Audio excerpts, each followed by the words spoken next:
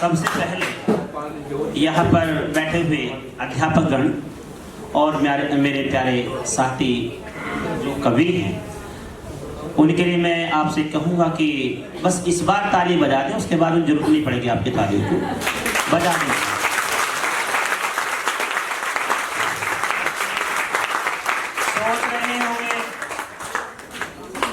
सोच ये रहे होंगे ताली बजाने के लिए बुलाया था, सुनाने के लिए बुलाया था। अब जो है आपके सामने है, जैसा भी है। यहाँ पर आपने हास्य भी देखा, वीर रस भी देखा, बीच बीच में झलकते हुआ प्रेम भी देखा। लेकिन मैं ऐसा कोई बदलाव नहीं करूंगा कि मैं इधर से उधर जाऊंगा। मैं केवल और केवल श्रृंगार रस के लिए यहाँ पर आया हूँ, तो केवल मैं वहीं तक जाऊंगा। आपका बहुत बहुत साधुवाद। मैं बहुत देर से, जब से आप यही देख रहा हूँ, 2-4 बच्चे गए हैं, हो सकता है उनके पास में बहुत ज्यादा कोई मजबूरी नहीं होगी। बाकी सभी इस तरह से बैठे हुए विकास जी मेरे साथ बड़ी गद्दारी करते हैं। अक्सर क्या होता है ना, जहां लेकर के जाएंगे कहेंगे हमारे वरिष्ठ कवि, वरिष्ठ ऐसे हो जाते हैं जैसे हम बूढ़े हैं, 70-75 साल के हो गए, बस पैर कबर में लटकाए बैठे, बस गिरे नहीं है उसमें। इसके पीछे कितनी चालाकी चपलता इनकी होती है। कवियों से कवियों को कौन जानता है। यहाँ पर सब बैठे कवि, 3 लोगों को कोई नहीं समझ सकता, और ये 3 जो लोग होते हैं ये सबको समझ लेते हैं। पहला, बस में कंडक्टर सबका पता रखता है टिकट किसने लिया किसने लिया है। दूसरा, क्लास में खड़े अध्यापक पता रखते हैं किस बालक के मन में क्या चल रहा है और क्या समझ रहा है। तीसरा, कवि जो मैं सामने खड़ा हूँ। लेकिन सबसे बड़ा इत्तेफाक ये है, मैं मास्टर भी साथ में हूँ, मैं कवि और मास्टर दोनों हूँ मैं। तो इस बात को अच्छे समझो। पिछले 13 वर्षों में IAS PCS को ज्योग्राफी हिंदी पढ़ाया, यूपीटेट सीटेट को पढ़ाया, हजारों मास्टर पढ़ा के मैंने भेज दिए। उसके अलावा यूट्यूब पर जाएंगे, मैथ को छोड़ करके और इंग्लिश को छोड़ करके, क्योंकि इंग्लिश मेरी इतनी परफेक्ट है। एक दोस्त का मुझे एक किस्सा याद आता है, गांव का ही था हमारी तरह। ऐसे तो रहता था बंदा, बन ठन के रहता था। दिल्ली में जाकर के मुखर्जी नगर रहने लगा। अब जब वहां रहता था तो घर वालों की 2-4 बीघी जमीन बिकवा दी कि लड़का पढ़ाई कर रहा है। अब लड़का जब घर के लिए वहां से आया और उसने सोचा यार गांव में मैं जा रहा हूं तो मैं कैसे प्रमाणित करूंगा कि मैं पढ़ा लिखा हूं। तो उसने क्या काम किया, एक एप्लीकेशन याद कर लिया, इंग्लिश में एप्लीकेशन याद की। अब गांव में पहुंच गया, जिसने भी पूछा क्या हाल है भाई, सर रेस्पेक्टफुली आई बैक पूछे गांव में रुका हो गया कि यार कितना पढ़ा लिखा बच्चा हो गया, फलाने का बहुत पढ़ा लिखा है, हिंदी में तो बात ही नहीं करता, एक सांस में पता नहीं कहां तक बोलता चला जाता है। इत्तेफाक से खेत में आलू खुद रहे थे, अंग्रेज आ गया, उसने जो कहा इंग्लिश में बोला होगा आलू के बारे में, तो उसने कहा यार इसकी बात समझ नहीं आ रही है, उसे बुला के लाओ। बुला गया वहां पर। जब वहां पर पहुंचा उसने कहा what's your name, respectfully back से जाकर बैठ का बोली। उसने कहा हर इंग्लिश में कहा होगा यू बास्टर्ड ब्लडी फूल, जरा सर रेस्पेक्टफुली बैक से जाकर। उसे गुस्सा आ गया अंग्रेज को, उसने एक चाटा मारा और मार के वो चला गया। गांव के खड़े लोग कहने लगे यार तू इतना पढ़ा लिखा अंग्रेज है, उसने तेरा चाटा क्यों मारा। उसने बड़ा अच्छा शालीनता से एक कवि की तरह जवाब दिया, कहता है इसने चाटा इसलिए मार दिया, क्या है तू इतना पढ़ा लिखा होगा कि गांव में क्यों पढ़ा है। तो इतनी पढ़ाई तुम लोग मत करना कि कभी कुछ ज्यादा पढ़ के निकल जाओ, रास्ते से होते जा रहे हो सचिन कुमार निगम मत बनना, क्योंकि मैं 35 साल का हो चुका हूँ। वहां तक पहुंचने तो इतने वर्ष तो निकालने पड़ेंगे। होता क्या है सर, देखिए मैं बड़ा माफी चाहूंगा, मुझे 2 बातें बोलनी पड़ती हैं कभी कभी क्या बोलता ही हूँ मैं, तो ये तो बात बनाने वाली बात है। मैं महिलाओं का पूर्णतः समर्पित व्यक्ति हूँ, इनका समर्थन हर जगह करता हूँ, इनके प्रति कोई बात नहीं करता। इनके अंदर कितने कलाकार हैं, फिल्म देखोगे शाहरुख खान अलग दिखाई देगा, सलमान खान अलग दिखाई देगा, अमिताभ बच्चन अलग दिखाई देंगे, इनके अंदर सारे बच्चन बड़े बैठे हैं। किस तरह से एक महिला सवेरे 6 बजे है, भी सवेरे सर्दी का मौसम है, 6 बजे दिन नहीं निकलता, फोन आता है, पति सुनना है, महिला को पता नहीं मरा कौन है, मर गया, अच्छा कौन?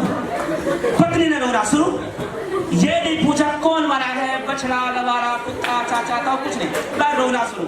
मोहल्ले वाली आ जाती है, बेटे क्या हो गया, बस रोना शुरू है।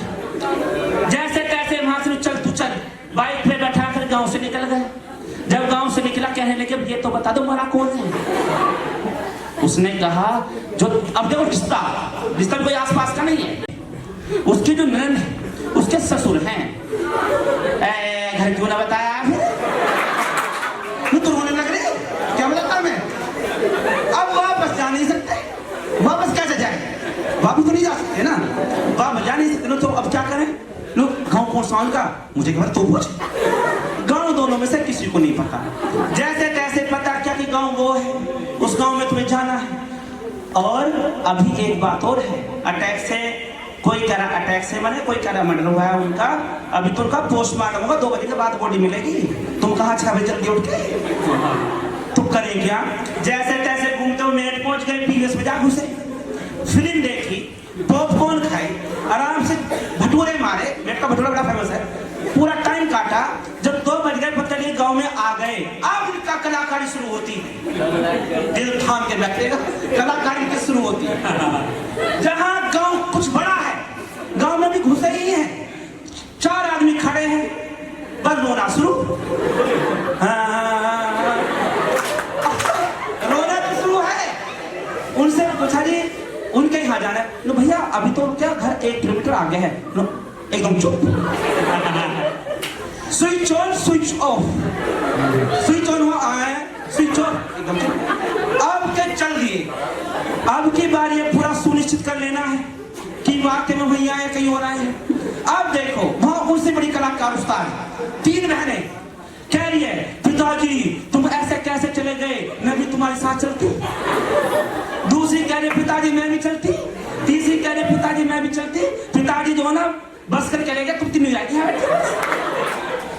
उसके साथ में एक और हो रही है, वो कह रही है एक हमारा चला गया। अबे इसको रोना ही उसको रोना ही हो। भाई साहब जितना बचोगे उतना ठीक। कलाकारी के लिए मैं कहता हूँ ताली बजा दो। अब कलाकारी सीखी कहां से है? 2006 में हमने 12 पास किया, हल्की हल्की दाढ़ी आने लगी थी, चश्मे लग गए थे इत्तेफाक से। उस समय साइकिल पे चलने वाला लड़का ये सोचता था मैं इस समय यूं आने का सीट गाड़ी पे चल रहा हूं, बढ़िया गाड़ी है, सबसे बड़ी गाड़ी होगी। गांव में साइकिल एक आदमी मिलती थी, उस समय पर साइकिल थी। गांव का रास्ता छोटा, आगे से ट्रक आ रहा था, गन्नों का भराव, फरवरी का महीना था। अब जब सड़क पे मैं जा रहा था, सामने से एक लड़की आ रही थी, बेचारी वो भी भली भली थी बेचारी, बहुत अच्छी लड़की थी। और उसके हल्का सा जो है हैंडल टकरा गया, हैंडल टकरा गया। अब उसने किस तरह का व्यंग कसा मेरे ऊपर, अरे ये तो देख लिया बच्चा है यार, अभी ध्यान से सुनिएगा। मैं अपने वाले के बाद मांगू, फिर आपका मन लगा रहा हूँ कि कम से कम मैं ऐसा कर दूंगा बाद में भी। तो उसने जो मुझे सुनाया खरी खोटी, मैं घर गया, मैंने कुछ नहीं किया, पहले उसकी खरी खोटी किताब पे कॉपी में लिख दी। किस तरह से कहते हैं, एक लड़की अगर कोई मिल जाए और वो आपको बहुत सारी बात कह भी दे, उससे पहले की एक घटना बताता हूँ मैं। लड़कियों के अंदर, मैडम आप तो देखिए सब टीचर हैं, लड़की आर्ट बहुत अच्छी करती है, जैसे किसी की पिक्चर बना देना है ना, बड़ी बड़ी अच्छी बनाती है। चूहा भी एक हाथी सा बना देती है, बड़ा अच्छा हिसाब इनका।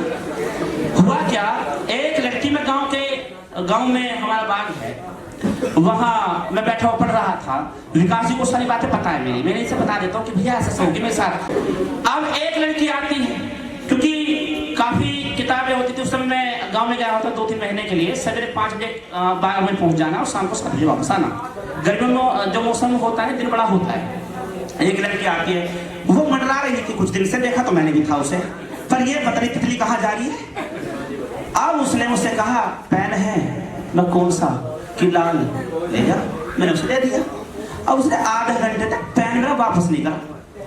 तो उत्सुकता जाग गई है, हाथ में कर क्या रही है, पता नहीं गूगल मैप्स बना के छोड़ेगी क्या। मेरे अंदर उत्सुकता कि मैं देख के आता हूँ। मैं नल पे गया, वो इस तरह से बैठती, मैं देख ही लिया।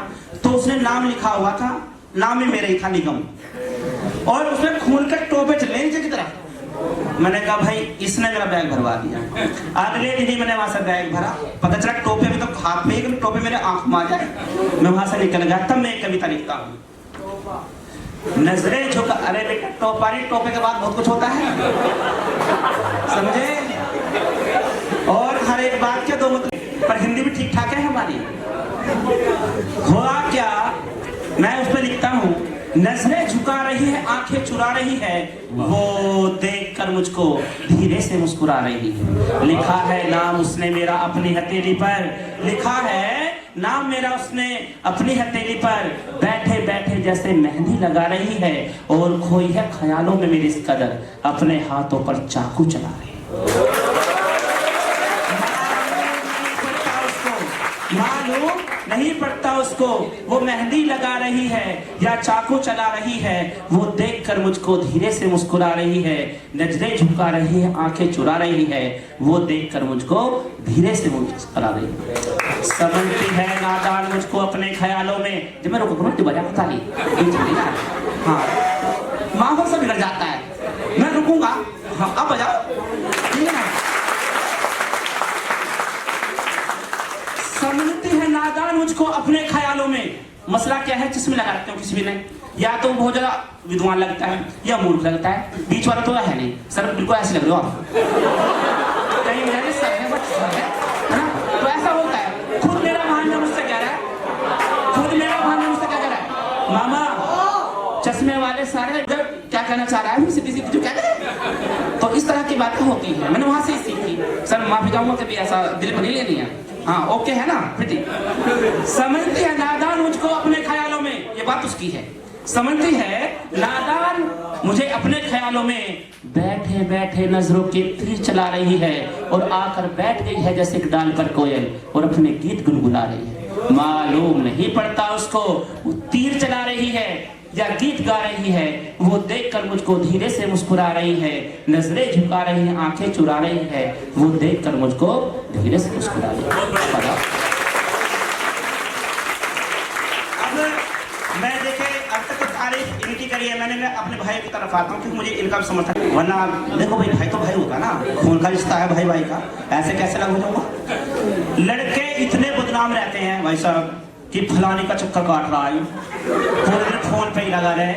मैं गांव में गया, हमारी ताई जी कह रही आजकल के लोंडों को पता, लोंडों को, लड़कों को नहीं, लोंडों के लोंडों क्या हो रहा। मैं ताई जी क्या हो गया, पूरे फोन पे लगे रहे और ये बिगड़े पड़े हैं सारे के सारे। मैं कहने लगा हाँ लोंडा ही बिगड़ा, लोंडे थोड़ी बिगड़नी है, ये तो बहस से बात कर रहा है, उधर बहस से बात कर रहा हो, लड़की थोड़ी बिगड़ रही। तो मैं कहता हूँ अब एक का केस बिगड़ गया, MC कर रहे थे, एक का केस बिगड़ गया, कहने लगा यार वो ये मानते नहीं कम सर कि जो है ना कि मैं ऐसी हूं, तू तो ऐसा है, तो मैं साहिल बोलता हूँ, अगर तू करे कश्ती तो मैं सागर बोलता हूँ। तुम जब से हुए हो बाका,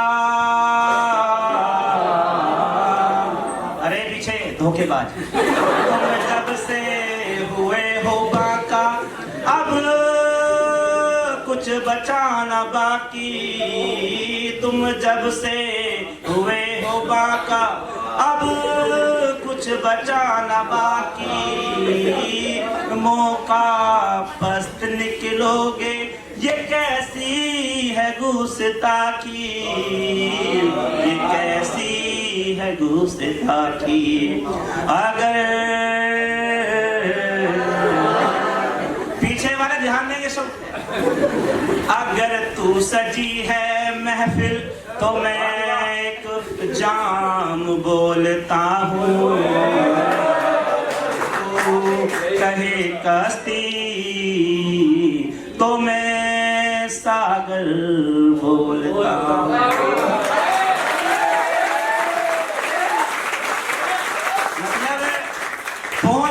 भी वहां तक ठीक है, लौट के भी आओगे, मैं यहाँ खड़ा हो गया ना, मैं भी आया भाई, मेरे दिल में जो है बाकी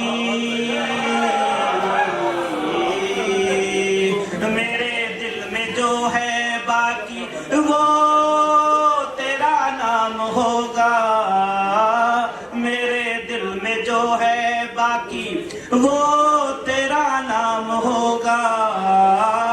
ढूंढे निगाहे जिसको वो तेरा नाम होगा, वो तेरा नाम होगा।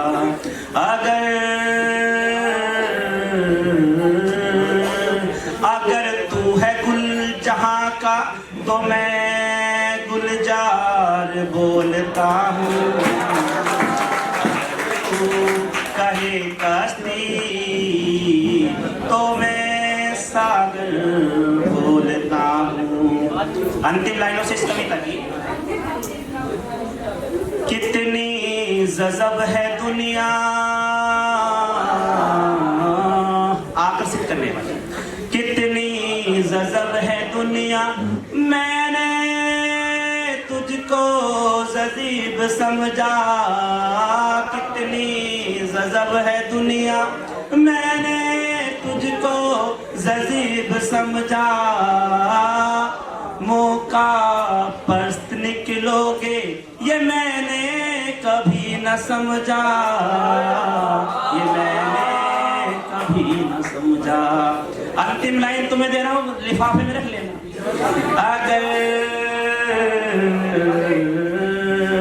अगर तू है नग जहां का, नग माने मोती, अगर तू है नग जहां का तो मैं निगम बोलता हूँ। कहे कश्ती तो मैं सागर बोलता हूँ। बड़ा नहीं, इतना सुनने में ताली बजाते नहीं है, बहुत बजा रहे हैं। और एक बात बता दूं, तालियां चमनप्राश का काम करती है। विकास जी बता रहे थे कि ताली बजाओ, है ना, और खुशी से रहो, लेकिन लोगों को रोने की पड़ी है। बेचारे बायोलॉजी सही से नहीं पढ़ते। हंसने के लिए 17 मांसपेशियां और रोने के लिए 42 का प्रयोग करना पड़ता है। भारत वाले हैं, धक्के खाते फिरेंगे, बात छोटी वाली की नहीं मानेगा क्या? तो है ऐसा। चलो तो बजाते एक बार।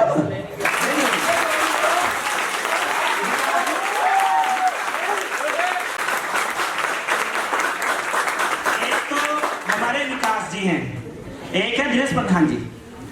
ये ऐसे ऐसे काम करते हैं साथ में। इन्होंने मेरा भाई ना आज तक कई मंचों पे इन्होंने मालाओं को लपेट लपाट के ऐसे स्वयंवर हो रहा हो।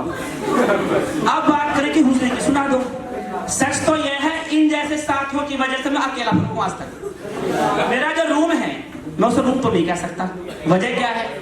छत केवल 6.5 फीट पर है। भावना को समझिए यार, दिल का मामला है ना। 6.5 फीट पर है तो रूम तो कह नहीं सकते। घर इसलिए नहीं कह सकते क्योंकि घर पत्नी के साथ होता है, मम्मी पापा के साथ होता है। मम्मी पापा के साथ में रहता नहीं, पत्नी मेरी है नहीं, तो ना तो घर रहा ना वो रहा रूम। अब वो गुजरा क्यों हो गया? क्योंकि वो लगता है अंदर से काफी बड़ा है, हर चीज की सुविधा उसमें है, तो लगता है हुजरा। अब कह रहे हुजरे वाले सुना दो, सुना दो मुझे, तुम्हारी जुर्मानी मिलेगी। तो हुजरा, अब हुजरा होता क्या है? साधु संत की कुटी होती है सर, हुजरा। और कलंदर कहा जाता है साधु या संत को। तो ये मुझे साधु संत बना तो दिया इन्होंने। चलो भगवान इनकी आत्माओं को शांति दे। आगे बढ़ते हैं, किस तरह से होता है। तब मैं इनसे कहता हूँ, जब ये हाल चाल फोन पर पूछते हैं ना, तब मैं इनसे कहता हूँ। तो एक दिन मैंने ऐसे कह दिया, ये आपका लॉकडाउन चल रहा था, मैं प्रतिदिन गांव से आता था हापुड़ की तरफ और ऑनलाइन क्लास लेने के लिए। तो रास्ते में भी क्या करें, कभी पागल आदमी होते हैं, कभी, है ना। अभी बता रहे थे, मैं शॉर्ट में बता दिया उस वाली बात को। जैसे बेचारे बैठा रखे ना सारे बच्चे, इन्हें निकलने की जगह नहीं मिल रही होगी, वो भाग जाते आधे। हुआ क्या था, एक जेलर साहब बड़े खतरनाक, ये मानो कवियों को ऐसे मानते थे कि दाता विधाता सब आ गए हों। उन्होंने कहा, बेचारे वो भी कहीं ना कहीं गम के मारे हुए थे, 16 फिल्म देख आए होंगे या देख लिया उन्होंने दिल वाले, ऐसे थे बेचारे। उन्होंने कवि सम्मेलन रख दिया। जब कवि सम्मेलन रख दिया, और कवि सम्मेलन एक दिन का नहीं था, चल रहा है, जैसा रामायण पाठ चल रहा हो 8 दिन तक। अब उसमें ड्यूटी लगाई गई, जो कैदी थे उनकी लगाई गई। तो ये पता नहीं चला कौन यहाँ ड्यूटी दे रहा है, कौन यहाँ पर क्या कर रहा है। तो 4 लोग लट लिए फिर रहे पीछे। अब विकास जी पहुंच गए वहां टॉयलेट करने के लिए। अब वो कहने लगे भाई यार, भाई तुम तो बड़े अच्छे लोग हो यार, मतलब इतनी निगरानी कर रहे हो कहीं हो ना जाए। मुझे निगरानी ना कर रहे हो, हम उसे ढूंढे जो तुम्हें लाया यहाँ। तो कवियों को झेलना बड़ा कहना पड़ता है। मिर्जा गालिब साहब कहते हैं, जिंदगी भर यही भूल करता रहा, धूल चेहरे पर थी और आईना साफ करता रहा। तो गलती यहाँ से पकड़ी जाती है भैया, अपने आप को जो ना आईने में ढूंढूंगा कैसा लग रहा हूँ, तुम्हारी जरूरत नहीं है तो कैसे लग रहा है, लोग बताएंगे कैसे लग रहा है। ठीक है, तो मैं वहीं पे लगने के लिए आ रहा हूँ जो उन्होंने मेरे साथ कर दिया। ऐसा पाप कोई किसी के साथ ना करे। तो मैं कहता हूँ विकास जी के लिए शुरू करते हैं। मेरे हुजरे में आकर के पूछो कलंदर तेरा हाल क्या है। मेरे हुजरे में आकर के पूछो कलंदर तेरा हाल क्या है। आंखों से कुछ ना कहो तुम, बताओ तेरा हाल क्या है। कितनी बनी दूरियां हैं, कितनी ये नजदीकियां हैं। कितनी बनी दूरियां हैं, कितनी ये नजदीकियां हैं। कोई आके हमको बता दे मजबूरियां हैं। मेरी बाहों में आकर के पूछो सिकंदर तेरा हाल क्या है। कुछ ना कहो तुम, बताओ तेरा हाल क्या है। लाइनों से जुड़िएगा, बहुत दूर तक लेके जाऊंगा। जब ये जमाना चल रहा था लाइन वालों का, उस समय फोन नहीं हुआ करते थे, तो उस समय जो पत्र चलते थे ना उसे कहते थे चिट्ठी। और जो चिट्ठी वाला जमाना था, खतों वाला जमाना था, उस समय गाँवों में इतनी अलमारी नहीं हुआ करती थी, बनाते थे ताक हुआ करते थे, जो सब थे ना उस समय था, तो रखने की जगह पर ताक बोला जाता था। तब मैं कहता हूँ, तुमने न जाना है हमको, जाना है तुमको। तुमने न जाना है हमको, हमने न जाना है तुमको। ताकों पे रखे जो खत हैं, दे भी न पाया मैं तुमको। मेरी आंखों से आकर के पूछो समंदर तेरा हाल क्या है। आंखों से कुछ ना कहो तुम, बताओ तेरा हाल क्या है। सांसों में तुम हो समाए, आंखों ने सपने सजाए। सांसों में तुम हो समाए, आंखों ने सपने सजाए। हुआ हाल दिल का न पूछो, निगम का ठिकाना बताए। मेरी आहों से आकर के पूछो पुरंदर तेरा हाल क्या है। आंखों से कुछ ना कहो तुम, बताओ तेरा हाल क्या है। अच्छा लग रहा है, बहुत अच्छे से आप सुन रहे हैं। ये अगर आज का एक क्रेडिट जाता है, सिरे जाता है, तो हमारे छोटे भाई अमित के लिए जाता है,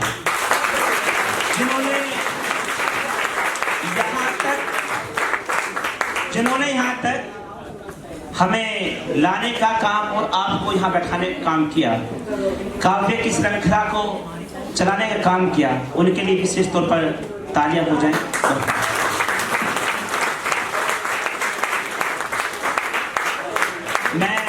अमित से कह रहा था। जी सर, अवश्य। ये तो बड़े गर्व की बात है कि डायरेक्ट सामने से आ रहा हो, एक चप्पल और। ठीक है जी, खा लेंगे, मैं तो खा तैयार हूँ सर, आपकी भी खा कर जाएंगे, है ना? कोई नहीं। अरे सर देखिए, मैं मजाक कर रहा हूँ, मैं यहाँ खड़ा हूँ, मैं सब कुछ करूँगा, कुछ चीज़ों को छोड़ करके, ठीक है? सर ने निवेदन किया तो एक बार फिर से हो जाए। मेरे हुजरे में आकर के पूछो, तुमने न जाना को, हमने न जाना है तुमको, तुमने न जाना है हमको, हमने न जाना है तुमको। ताख पे रखे जो खत हैं, दे भी न पाया मैं तुमको। मेरी आंखों से आकर के पूछो, समंदर तेरा हाल क्या है? आंखों से कुछ ना कहो तुम, बताओ तेरा हाल क्या है? सांसों में तुम हो समाए, आंखों ने सपने सजाए। सांसों में तुम हो समाए, आंखों ने सपने सजाए। हुआ हाल दिल का न पूछो, निगम का ठिकाना बताए। मेरी आहों से आकर के पूछो, पुरंदर तेरा हाल क्या है? तुम बताओ तेरा हाल क्या है? बहुत बहुत साधुवाद सर। जैसे सर ने कहा, ये तो ऐसे लगता है कि जब एक मैंने इस तरह से शेर लिख दिया कि कोई याद तो करे एक बार, तो मैं हमेशा खड़ा हो जाता हूँ चलने के लिए हर किसी साथ में। सामाजिक व्यक्ति अच्छा खासा हूँ मैं। विकास जी इस बात को बताना भूल गए, आप नहीं भूल ही गए, मजाक नहीं कर रहा हूँ, वरना वो जानते हैं पिछले 11 दिन तो फोन इनका भी नहीं उठा, इतना बिजी रहता हूँ मैं भी। और वो बिजी क्यों था ये भी उसको बताएंगे, बाद में आके बताएंगे, समीक्षा करेंगे भी। तब मैं कहता हूँ, मंजिल भी रोएगी जनाजा भी रोएगा, मंजिल भी रोएगी जनाजा भी रोएगा, डूबे अगर कश्ती मेरी तो साहिल भी रोएगा। इतना प्यार बखेर दूंगा मैं जमाने में निगम, मेरी मौत पर आकर मेरा कातिल भी रोएगा।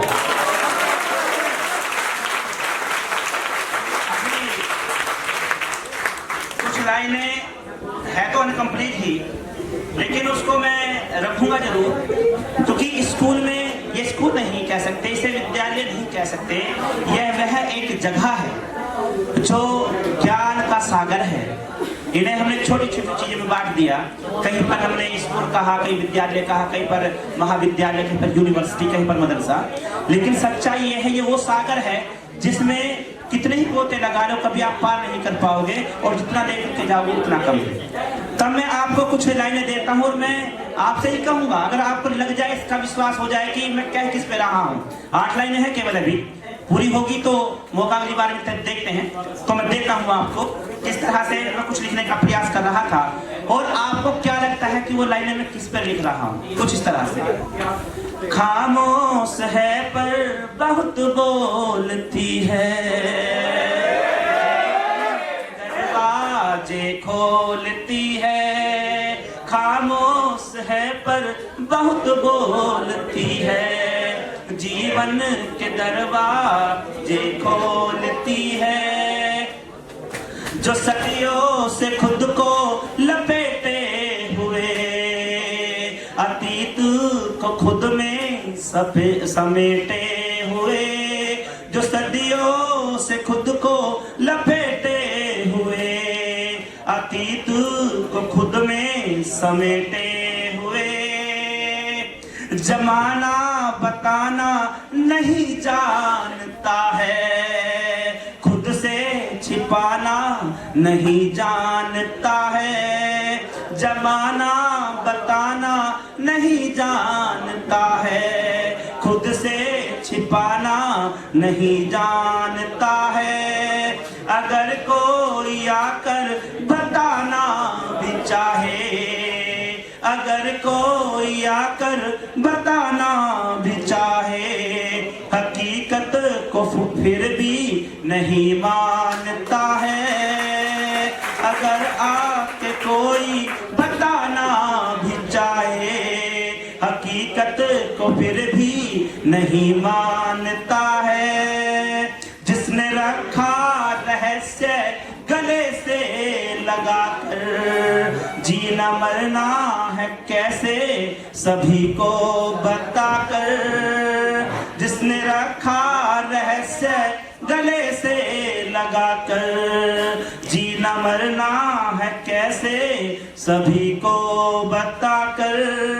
खामोश है पर बहुत बोलती है, जीवन के दरवाजे खोलती है।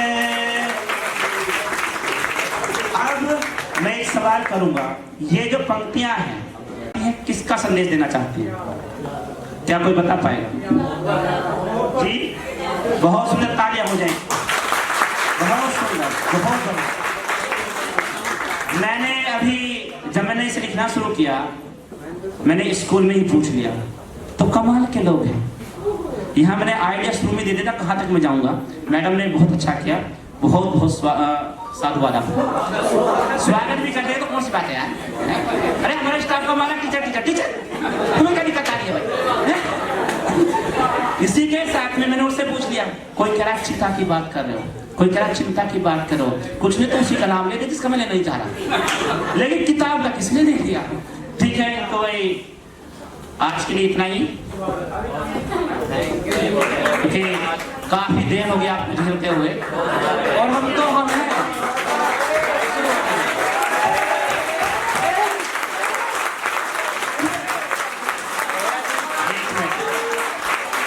मेरा जो खुद का परिचय है, मैं कुछ पंक्तियों में रख के निकलता हूँ। विकास जी घर से क्या कहलाए थे बताना? अरे ऐसा क्या, मैं झूठ बोलना विद्या रानी कसम झूठ बोलो, क्या है कहलाए थे?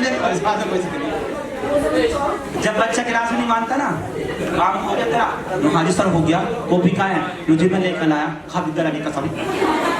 बच्चा चुप, तो बच्चे पकड़े जाते दिल्ली से कि ना सर हुआ ना, थोड़ा सा रहा सर, कल का टाइम हो गया, कल याज खा बस कल लेकर ही हो, तो कल इसलिए कहता कल का टाइम कल को लेकर आएगा।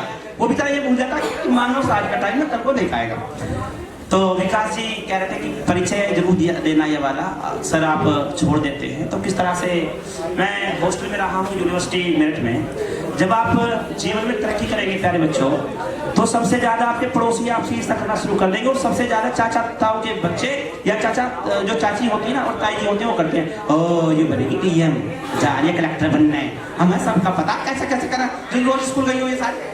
तो ऐसी ऐसी मैंने आलोचनाएं सुनी, तो मैं तब कहता हूँ ना मैं इंसान गंदा हूँ ना मैं परेशान बंदा हूँ, ना मैं इंसान गंदा हूँ ना मैं परेशान बंदा हूँ, मारा जिसने पीठ पर खंजर ना वो शैतान बंदा हूँ।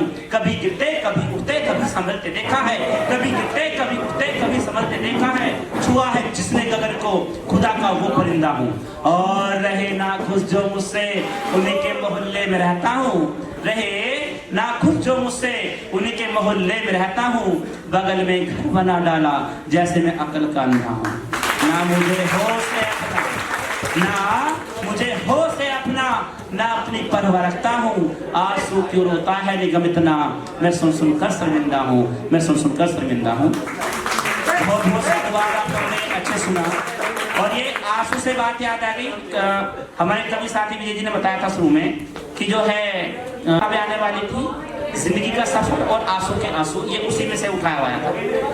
किन्हीं कारणों से माता जी की जो है तबीयत ठीक नहीं है पिछले 2-3 महीने से, तो ये कार्य रुक गया। जल्द ही आपके बीच में होगा, और आप हमें कभी दोबारा मौका देंगे तो हम आएंगे। आपका बहुत साधुवाद आपने दिया। एक बार चाहता हूँ उन्हें जोरदार तालियों से। कुछ भी ना कहें, उनकी समीक्षा क्या करूँ, क्या काव्य पाठ उन्होंने किया। मैं व्यक्तिगत उनका फैन हूँ कि मैं कुछ भी ना कहने की कोशिश में हूँ, कि मैं चुपचाप रहने की कोशिश में हूँ। सब कुछ तो कहा जा चुका, कुछ भी ना कहने को है, बस इसी दुख को कहने की कोशिश में। आपके संयम को 2-4 बच्चे सब बाहर निकले, सब बच्चे बहुत प्यार से बैठे रहे, हमारे साथ अपने मस्ती की, हमारे साथ आप हंसे। मैं चाहता हूं जितने मंच पर कवि हैं एक बार उन सब के लिए तालियां बजाएं। मैं आपके शिक्षकों का आचार्य महोदय, इस बात को मैं दिल में लेकर जा रहा हूं, आपके दिए गए संस्कार इन बच्चों के अंदर हैं। अपने शिक्षकों के लिए, प्राचार्य महोदय के लिए एक बार जोरदार पुनः तालियां बजाएं। सितारों को आंखों में महफूज रखना। बशीर बद्र साहब ने कहा ये समय फिर नहीं आएगा, आज और हमने आपने बात की है, कल आप हमें ढूंढेंगे, यूट्यूब गूगल पर देखेंगे भी। लेकिन ये पंक्तियां मैं बशीर बद्र साहब की आपको नजर करता हूँ कि सितारों को आंखों में महफूज रखना, दूर तक रात ही रात होगी, मुसाफिर हो तुम भी, मुसाफिर हैं हम भी, किसी मोड़ पर फिर मुलाकात होगी। बहुत बहुत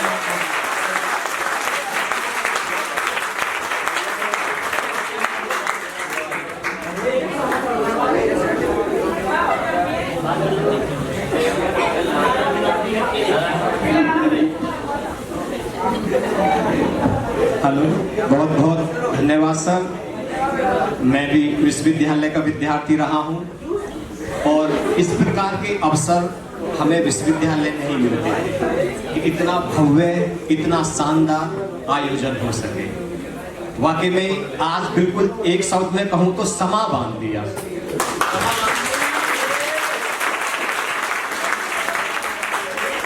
दो पंक्तियां याद आती हैं कि बूंद बूंद समुद्र हो जाएगा, बूंद बूंद समुद्र हो जाएगा, ज्ञात नहीं था, मुट्ठी में कैद आसमान हो जाएगा, अनुमान नहीं था।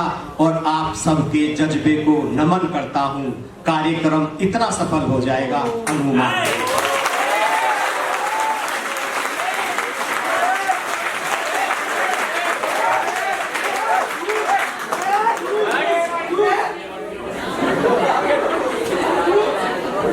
बहुत धन्यवाद।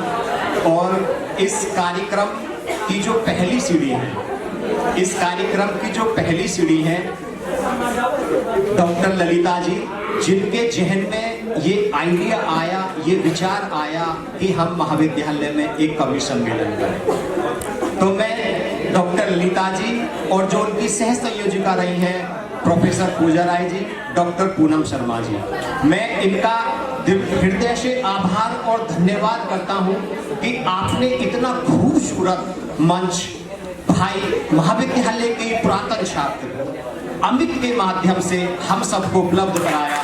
ये वाकई में हम सबके लिए गर्व की अनुभूति है। बहुत धन्यवाद। और अभी मैं बैठा हुआ था तो अमित भाई कुछ कह रहे थे कि सर मुझे 2 मिनट बोलने के लिए देना। मैं पुनः एक बार अमित को आमंत्रित कर रहा हूँ। अमित कुछ कह रहे थे, फिर हम कार्यक्रम को अंतिम सोपान पर ले जाएंगे।